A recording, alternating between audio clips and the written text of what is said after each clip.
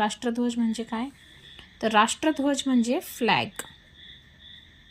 राष्ट्रध्वज म्हणजे फ्लॅग.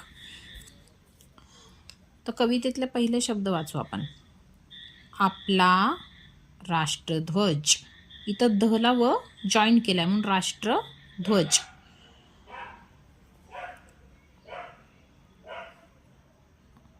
प्राणाहूनही प्रिय असे हा आम्हा तिरंगी झेंडा, तीन रंगाचे अर्थ शोधुनी पाटीवरती मांडा.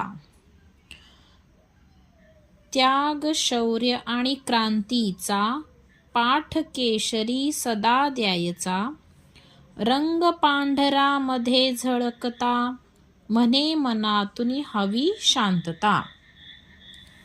तर कवितेतला पहिला शब्द आहे ना प, त्याचा पाय मोडलेला आहे, त्याला म्हणतात प्रा. नकला काना ना, हु नही. इथे पण पचा पाय मोडलाय म्हणजे तो शब्द तयार झालाय प्रिय. आम्हा तिरंगी झेंडा, तीन रंगाचे अर्थ शोधुनी.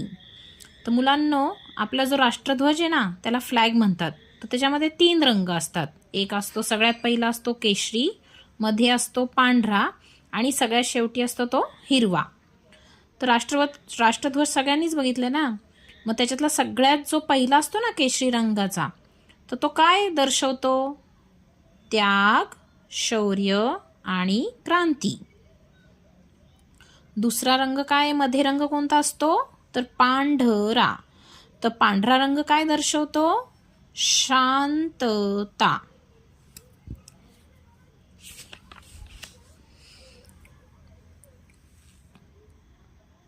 तिसरा रंग असतो हिरवा. हिरव्याची तर एकच आशा, समृद्धीने नटवा देशा. प्रगती नाही गती वाचुनी, जाणून घ्यावे चक्रामधुनी.